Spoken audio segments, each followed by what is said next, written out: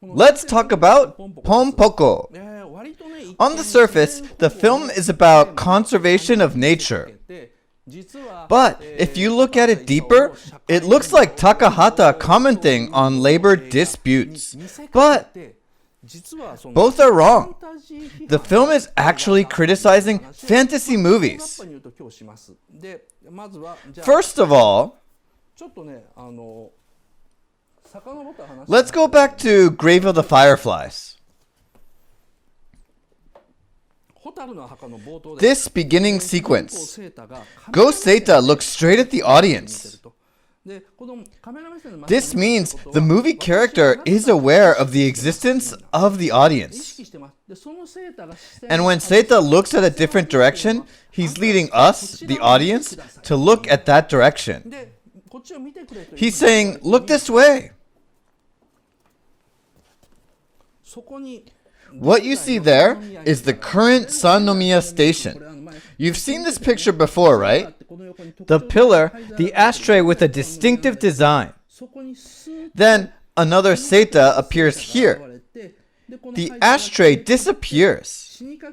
Ghost Seita is looking at another Seita who is dying. The Ghost Seita is in the present day, recalling the past one more time. Then the things from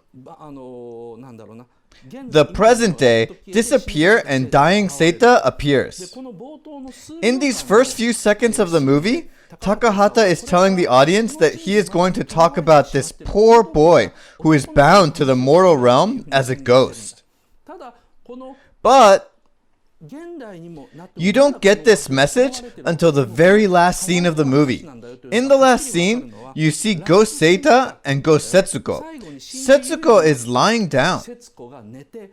Seita waits for Setsuko to fall asleep, so he's temporarily free from her curse. Then he looks straight at the audience one last time. We need to see this scene as well as the first scene to understand what's really happening to him. Please watch my past lecture if you're interested in finding out more. Now, what I want to say here is that the first few seconds are really important in Takahata films. I mean, really. If you miss the message Takahata implements in the very first scene, you'll be pretty much clueless throughout the movie. Pom Poko is no exception. Remember this when you actually watch the film. The first 5 to 10 seconds are going to be super important, so don't miss them out. The first scene, it's a black screen. You hear kids singing to a raccoon. Tanuki-san, Tanuki-san, asobo janai ka. Then this comes out. The response, Ima gohan no massaichu. Okazu wa nani? Umeboshi koko. Hitoki ire chodai. Ara anta jotto gatsuki ne. The camera zooms little by little. The raccoon is drawn realistically. The raccoons are drawn both realistically and cartoonishly. This one is realistic, looking straight at us. This is the first point. Why is there a realistic raccoon in the very first image? Why is there a children's song?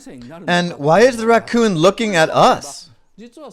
If you understand why, I think you'll be able to understand pretty much the entire movie.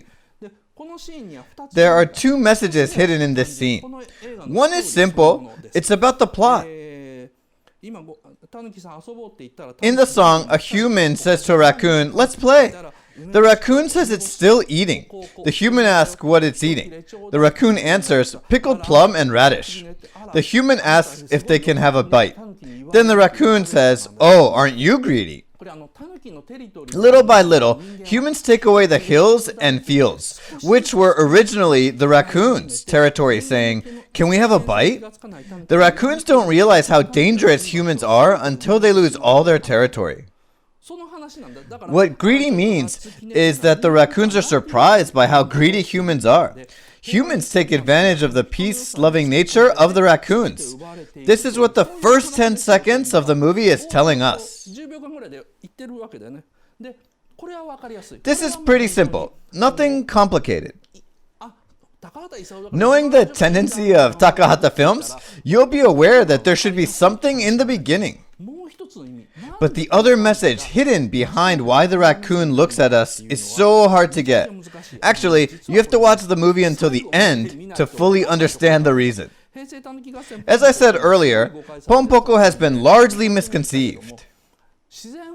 Some say it's about ecology, while others say it's about social movements, such as Narita struggle. But one of the real themes of Pom Poko is epistemology. Takahata is expanding the discussion of the uncertainty principle by Heidelberg through anime. Let me explain. In the story, raccoons transform when humans see and expect them to. The raccoon at the beginning scene is a real raccoon, but it turns into a fantasized raccoon as people talk to it. People expect the raccoons to transform, then they do. When people expect them to talk, they do. Those raccoons that talk or transform have been living in Japan for hundreds of years. But they're about to perish since no one believes in them anymore. That's roughly the plot. Well, it may sound like another Toshio Okada delusion, so I'll give some evidence later on. You might be thinking, Okada is talking nonsense. Epistemology? Whatever. There are two scenes at the end where the raccoons look at the audience, just like in Grave of the Fireflies. You have to connect those two scenes and the first scene in order to understand what I'm talking about. Then you'll see what I mean by how Pom Poko is about epistemology, and it's also about criticism against the fantasy genre. First, I want to solve the mysteries as I promised last week. The first mystery of Pom Poko. Why did Hayao Miyazaki cry? I'll tell you the essence of Pom Poko. In my theory, the plot of Pom Poko is essentially the same as the plot of Blade Runner. That's basically all you need to remember from today's lecture. Pom Poko is actually Blade Runner. You can see the same theme from front and back. Front is Blade Runner. The protagonists in both movies are non-humans who want to become humans and are rejected. They eventually terrorize people or try to blend into human society. If you tell that story while lifting your eyebrows looking serious, then it becomes Blade Runner. But if you smile and joke about it, it becomes Pom Poko. Replicants are made identical to humans. The difference is that replicants have no empathy. They use others without hesitation, like how kind Sebastian saves the life of replicant Pris, only to be used by her.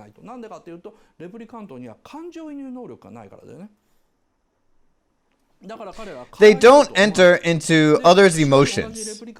But one replicant, Rachel, visits Deckard to find out whether she's a replicant or not. And when Deckard gets injured trying to save Rachel, she hugs him. Deckard is confused and can no longer distinguish humans and replicants. But since Deckard is a Blade Runner, he has to do his job, which is to find replicants and kill them. That's the basic plot. Meanwhile, in Pom Poko, humans sing to a raccoon and say, "Let's play." Just like that, we unconsciously treat raccoons like humans. That makes the raccoons, who are originally just wild animals, become mysterious beings that yearn for human culture and do naughty things. The raccoons in Pom Poko and the replicants in Blade Runner share the same sad destiny as quasi-humans, who can't become the real humans.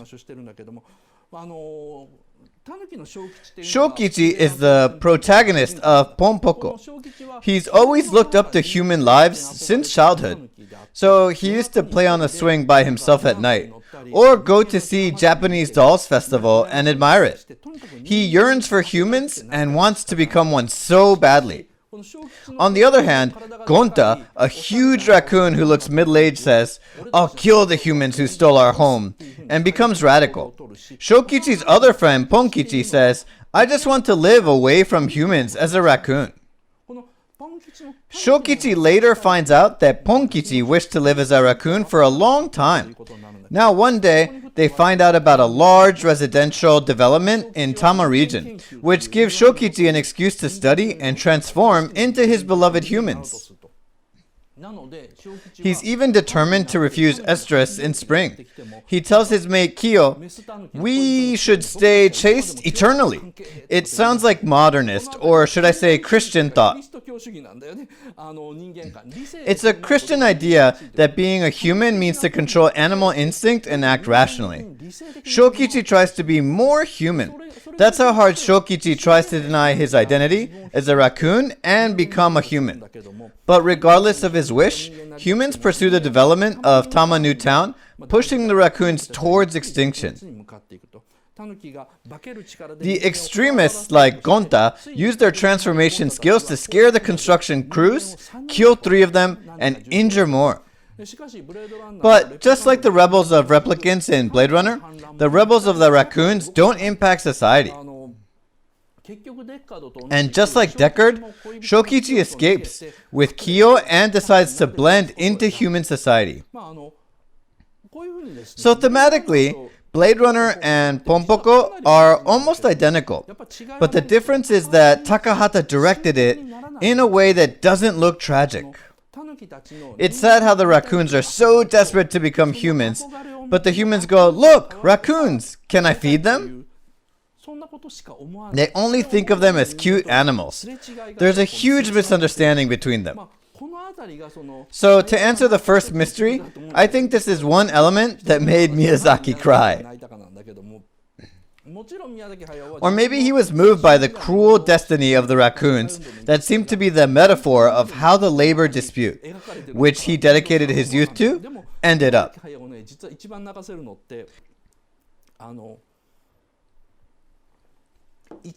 But what makes Miyazaki cry the most is his genuine, everlasting, masochistic love toward Takahata, who is extremely sadistic toward Miyazaki. Miyazaki sympathized with the raccoons as he was also desperate for recognition from Takahata, but couldn't get it. I'm not sure whether Takahata knew Miyazaki's feelings or not. But either way, Pom Poko becomes a movie that hurts Miyazaki's feelings. As I said, Pom Poko is a criticism against the fantasy genre. Pom Poko is anti-fantasy. What I mean by that is, so fantasy portrays unrealistic things like adventure, magic, or dragons as if they exist in that world. Miyazaki is good at fantasy. He's so skilled at depicting fictional airplanes or valleys like they are real. Takahata completely denies them. Takahata believes that fantasy is a lie that convinces the viewers to believe it's real. A little bit of fantasy is okay for both children and adults because that can ease their lives. But if society is full of fantasy, it's rather harmful. This was Takahata's claim before he made Pom Poko. Animation gives children dreams in a world without dreams, like in a post-war era. Fantasy is useful in such a poor period. Then, fantasy is good. But now, fantasy is everywhere. Parents try to make children believe in Santa Claus. Disneyland ads say, "Never give up dreams." It's too much. The world has had enough of it. What's the point of us making more fantasy? Sugar was good when people were hungry and thin. That's not the case anymore. So why make more stuff with so much sugar in it? However, we've become addicted to sugar, so we keep demanding more sugar, more fantasy. Miyazaki's crackerjack fantasy films do that to the utmost. With his amazing skills and talent, his audience believes in what he depicts. Takahata said no to fantasy films through Pom Poko, that they're everywhere now and harmful for people to watch. You can really see Takahata's antithesis against Miyazaki's fantasy movies.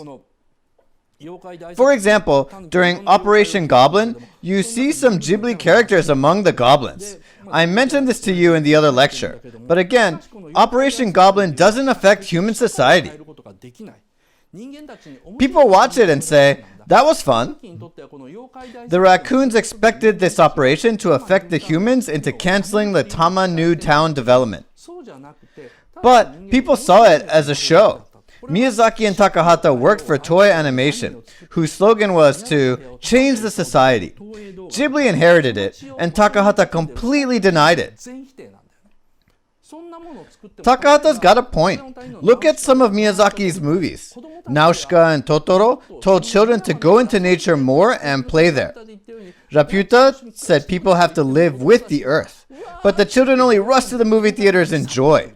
Their parents show those movies to them every day.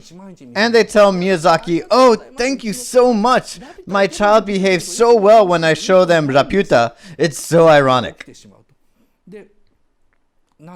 On the contrary, Taiko, a character Takahata created, lives along the flow of time, but only the characters Miyazaki has created goes against the flow. Takahata is saying, my characters are moving forward because they are confronting reality, but yours are all facing backwards. That's Takahata's way of making a message. Providing tremendously well-made fantasy anime to children today is only harmful. That's the powerful message from Takahata to Miyazaki. That would be the only reason why Takahata put them in the movie. Again, Mamoru Oshii criticized Pom Poko.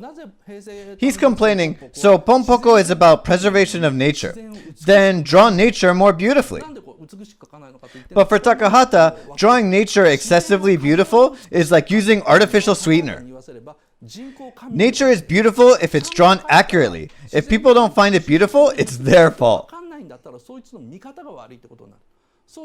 Miyazaki depicts nature like water drops from a tree or on moss to make them look beautiful. The forest spirit steps on the ground and the flowers bloom from there. You can see they are beautiful, but they aren't real. They are an artificial beauty, not a natural beauty. Kids go into the real nature and be like, this isn't like Ghibli.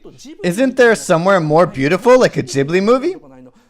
Then they go to see a touristic landscape and say, wow, this is like a Ghibli movie. Takahata made an essential criticism. Is that true appreciation of nature? It can't be helped. That's Takahata. How should I say it? He denied not only Miyazaki, but also what he had previously made. He always looked for something new. But Miyazaki thinks differently. He denies half of what he has done in the past. But he's motivated to make something greater than his last work. He tries to pile success on top of success. Takahata thought, nature is beautiful as it is, so no exaggeration is necessary, like beautiful movements and depictions. That spoils the beauty of real nature. People comparing beautiful sceneries to Ghibli is not a compliment, because we've provided the public too much fake beauty. That's all they can refer to when they appreciate nature. Communists called religions opium. Likewise, Takahata called fantasy opium and said the role of anime was to rescue people from opium addiction. But he was like denying what Miyazaki had done for Ghibli, making his movies hits, feeding all Ghibli staff including Takahata himself, and creating the budget for Takahata's movies. Then, why did Miyazaki cry? Well, he cried because he was actually happy to be completely denied by Takahata. Miyazaki thought, that's my Takahata. Miyazaki ran away from his Marxist nature, in a way, by making Porco say, you humans deal with politics. For a pig like me, fantasy is good enough. Miyazaki was acting cool. That was Miyazaki's evasion of dealing with real-world issues. But Takahata didn't let him escape. Takahata was like, yo, wait a minute. You know, he was in a lecturing mode. I know the audience doesn't want our serious anime.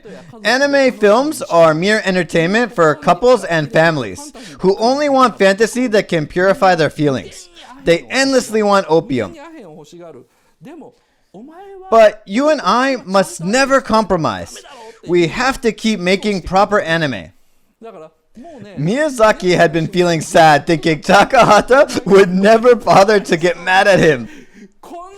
But now, Takahata is giving him a straightforward lecture. That touched Miyazaki's heart and cried. That's how I see it. After that, Miyazaki changed his attitude. That's how he got to make Princess Mononoke. Otherwise, going from a fantasy movie, Porco Rosso, to more serious Princess Mononoke would be an unnatural shift of style. Suzuki may not have necessarily understood what was really going on in Miyazaki's mind. Suzuki wrote in Ghibli's textbook, the story is a metaphor of the history of Toei animation. You can tell which character is who. Gonta is Miyazaki. Shokichi is Takahata. I won't forget the day the film completed. Takahata, Miyazaki, and I were sitting next to each other while watching the film. Miyazaki was crying from the beginning to the end because it was about the youth of Miyazaki and Takahata. Takahata is good at this type of metaphor. I mean, sure, maybe there was a metaphor, but I don't think Miyazaki is a type of guy who cries just because of that. The true significance of Pom Poko is that it denies the fantasy genre, which is quite rare. Blade Runner is designed in a way that the audience believes in the future the movie portrays. But when people watch Pom Poko, no one says, oh yeah, raccoons used to transform into people and trick us. Or they actually still live among us in the form of humans. It means that Pom Poko doesn't work as a fantasy. Things that are depicted in that world aren't what we see as real or good or admirable. They rather seem strange. The two films are the opposite sides of a coin, front and back. In both films, non-human beings have love and hate towards humans, and they are destroyed when they approach the humans too closely. That's why I think Pom Poko is actually Blade Runner. Okay, I already told you this is all you need to remember. Pom Poko is Blade Runner. Okay, next. Well, I said in the last lecture that you see tons of raccoons' testicles and scrotums in Pom Poko. But Takahata would say a proper anime about raccoons doesn't exclude such images. This ukiyo-e by Kuniyoshi Utagawa comes out in Pom Poko. The silhouette on the left looks like a whale, but if you look on the right, see, it was a raccoon's testicle and scrotums that expanded and fell loosely. The raccoons tricked us. Kuniyoshi made many prints like this. For example, these raccoons are catching fish with a net, made of their scrotums, of course. Oh no, it's raining! Let's take shelter! Where else but under our own testicles? Someone wrote a comment saying, aren't they foxes? They aren't. These are how raccoons were depicted back in the Edo period. The cartoon images of raccoons, as we know, were yet to be invented. This is a fortune teller. The roof is made of testicles. Raccoons open the store. The billboard is made of scrotums. And they're to be found in any number. Just search under Kuniyoshi Utagawa. It's cold. We need futons. Hold on. Let me enlarge my scrotums. These raccoons are partying. They're beating the drums made out of their own scrotums. So you'll find tons of this kind of ukiyo-e. So, oh, the hair? Well, it's scrotums, so why not? You'll see hair on the scrotums that grow. Not so eye-pleasing. Now, did people back in the Edo period really believe in them? Of course not. They made these ukiyo-e, but that doesn't mean they entirely believed in these. I'm sure they were like, those can't be real. but they also somewhat believed in them. So there was a good balance. I'm sure people back then were skeptical. But meanwhile, they also worshipped raccoons as gods at some large shrines. People visit the shrines and make wishes, so they did treat the raccoons as gods. They were neither 100% positive nor negative about the existence of the raccoons. Now, the reason why Takahata chose to tell a story about raccoons was because raccoons are seen as dumb animals. Take a look at these pictures. There are no other beings in the history of human religions where anything or anyone seen as dumb became a subject of worship. For example, Native Americans worship totems. And many tribal societies in the world worship non-human beings as gods, such as wolves and eagles. They are all strong animals. But Takahata said that in the history of humankind, in any culture, no other beings were worshipped that were conceived as dumb. Takahata said he wanted to articulate this strange relationship between humans and raccoons. He thought anti-fantasy anime was possible if he used raccoons as protagonists. For example, an extremist raccoon, Gonta, leads his paratroopers when he attacks humans. But when they make jumps, they spread their scrotums wide in the form of parachutes. Then they jump into the battlefield.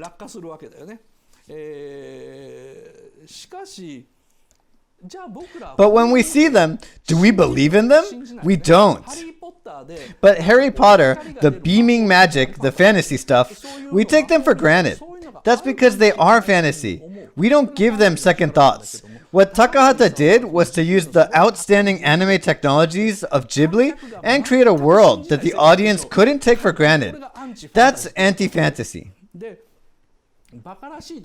We don't believe in them. Instead, we mock them. We think, that can't be true. How silly. We enjoy mocking. To Takahata, that's the best outcome of a fiction. Fantasy would make everyone believe in what it offers without being critical. A fiction should leave a room for the audience to stay rational and think, those are all fake, but they are interesting. Takahata wanted this middle point between no way and but that's interesting. The audience may leave the theater thinking, how about we stop by at the raccoon shrine on the way home? Having these images of the raccoons, testicles and scrotums, as well as the ukiyo-e that we saw before, you'll have a different point of view towards Operation Goblin and the climax scene where Tama Hill revives. Those gigantic goblins and monsters are also made of the raccoon scrotums. They transform their own bodies into human bodies through cellular change. For example, Porco Rosso comes out in the operation. A raccoon's body becomes Porco, but his airplane part is, well, it's the raccoon's testicles. Not only Porco's airplane, but also the gigantic skeleton. Thinking they're all raccoon's testicles, it's a pretty dumb scene.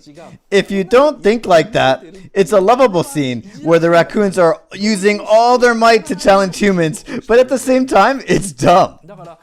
So, anything that's bigger than the raccoons is made of their testicles and scrotums.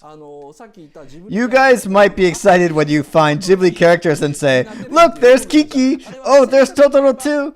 But when you point at them, you're pointing at the testicles and scrotums that have turned into Kiki or Totoro. That's what you're looking at.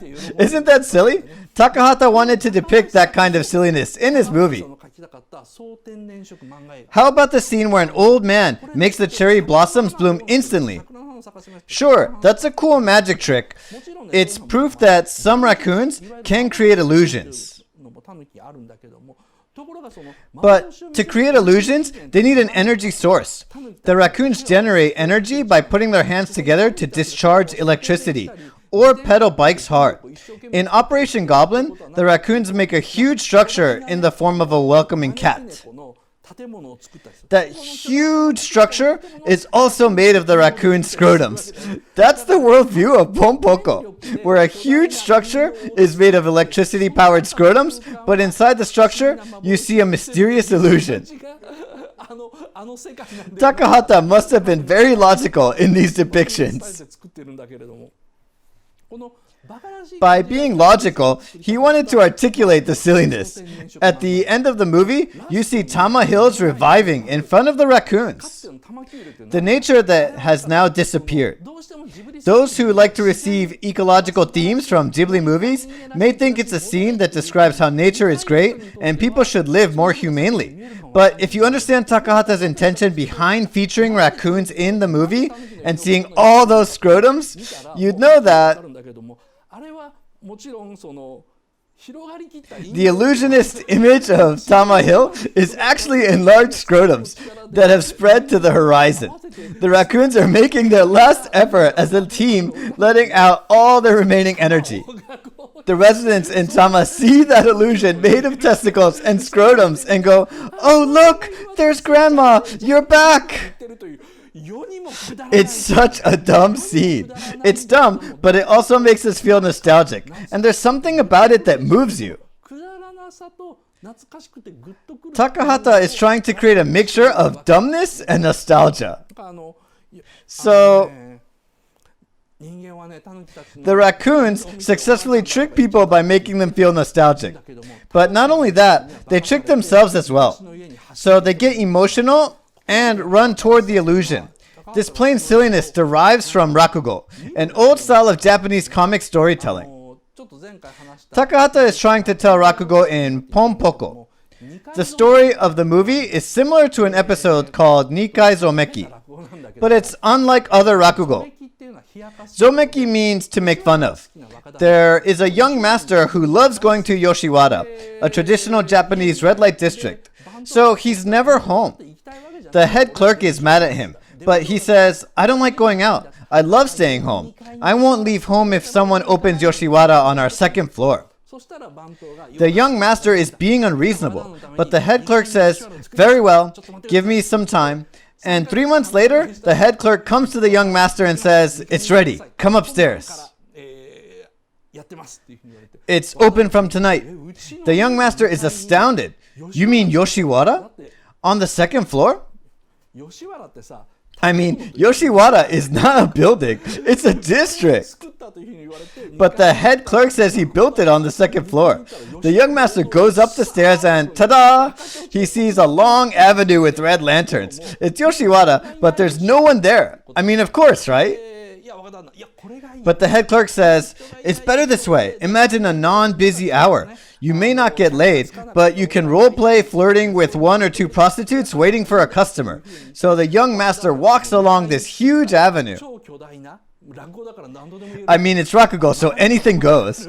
There are alleys and telegraph poles on the roadsides. Then a prostitute approaches him, and while they're talking, a high-ranked prostitute interrupts them, saying, "Why aren't you coming to me?" The 2 prostitutes try to steal the young master from each other, and a male servant notices them and joins them. So the 4 quarrel endlessly. The Rakugo comedian acts out all 4 characters by themselves. The audience cracks up at this story. It's funny because it's so surreal. Yoshiwara on the second floor sounds like nonsense, but anything goes when it's told verbally without any image. The audience imagines the surrealistic scenes and laughs. This is not fantasy, it's not believable, but the unbelievable story makes people laugh so hard. The comedy element of Pom Poko is close to this surrealistic Rakugo. People who listen to Nikai Zomeki mock the story going, "Give me a break." Takahata wanted the audience of Pom Poko to have the same point of view. Takahata criticized the recent movies for being too subjective. There are too many melodramas, like where the protagonist's girlfriend gets sick at an airport lobby and he yells, "Somebody please help!" This kind of movie demands the audience to empathize with the characters in order to appreciate the movie. But to do so, the movie omits the possibility that because of the yelling, the lobby may get crowded by the people who gathered to help the girl, and the crowd may distract some travelers from catching a plane. The movie only focuses on making the audience empathize with the protagonist. Takahata wanted to make sure that his audience could watch his movies with objectivity. Takahata made a subtle depiction of an empty rice bowl in Grave of the Fireflies to show how the protagonist boy couldn't refuse hunger even in the morning after his sister's death. Takahata never hides that kind of blunt reality. Pom Poko does the same in the climax scenes. The parachute's made of scrotums. It's Takahata's version of the physical gag, Mr. Elephant, in Crayon Shin-chan. It's a silly joke, so take it as a joke. But people take Ghibli movies too seriously to take it as a joke. For a silly scene, they expect an obvious sign that clearly says so, like in Shin-chan. However, Takahata, who majored in French literature at Tokyo University, won't do anything that senseless. In the last scene of Pom Poko, the raccoons create an illusion of the good old Tama Hills, and people get deceived. But at the same time, the raccoons deceive themselves and run towards the nostalgic illusion where they used to live. Then they run into humans who see them and say, "Raccoon, so cute." They're tricked by their own illusion. It's such a cruel scene. But of course, you see, this is sarcasm. The raccoons jump at the illusion of Tama Hills, which is their own creation made of their scrotums.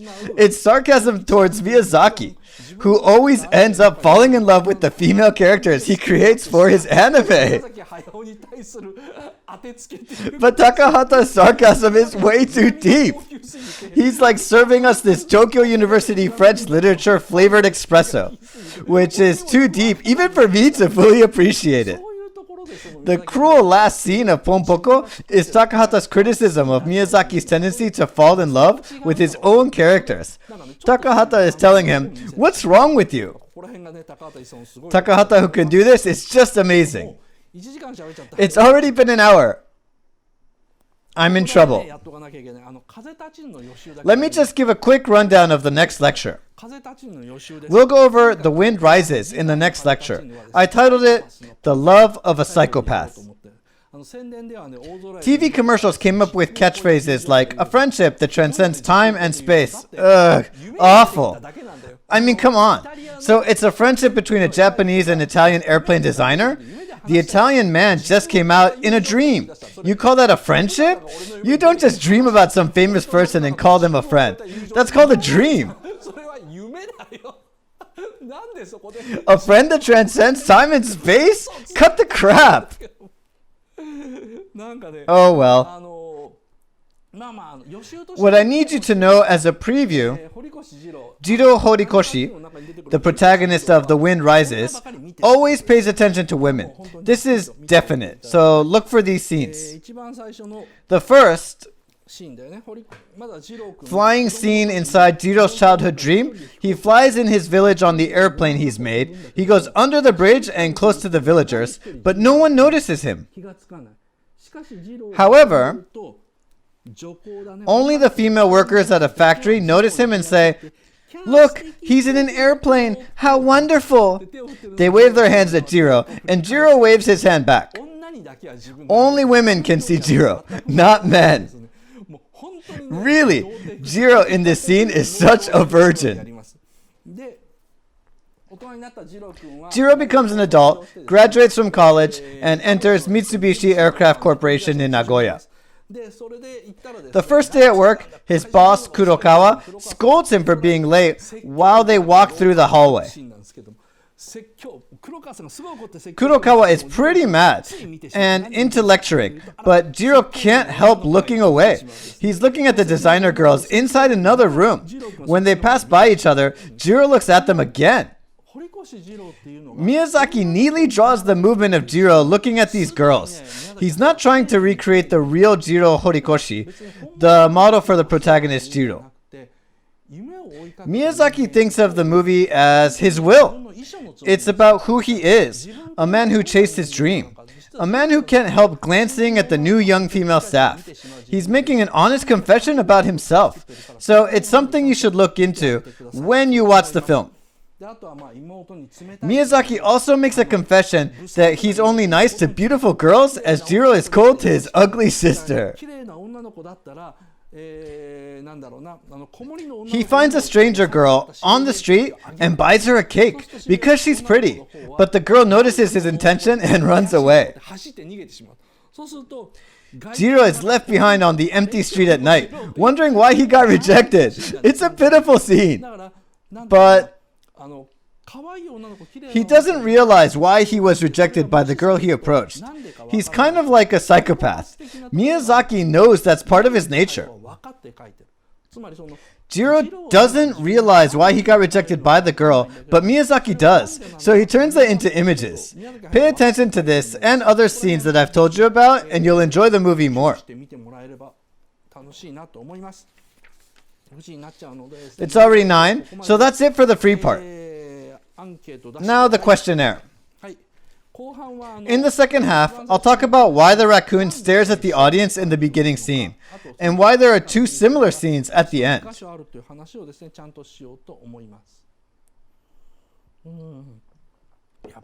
Alright. Pom Poko was surely hard to talk about. Takahata put his spirit into this anime, so it's so intricate. Thank you very much. Now the result. Great! This is a great result for Pom Poko. Now in the second half, I'll talk about what the true theme of Pom Poko is. So it's anti-fantasy. It's denying fantasy. But now I'll talk about what it's trying to do. I'll discuss the first 10 seconds to solve the mystery. Okay, please switch to the second half. Thank you for watching until the end. I am the most famous Otaku King in Japan, Otaking Toshio Okada. I started planning to talk overseas about animations and movies popular in Japan in English. Before long, I'm planning to add English subtitles to movie talking in Japanese, so please look forward to it. If you ask a question in this comment field of this video, maybe I will talk about comments as a theme. We welcome the people who are interested in the forefront of Japanese otaku culture, and those who want to hear stories of interesting animations and movies. So please subscribe our channel. If there is good relation, I will get better and I will do my best. Thanks.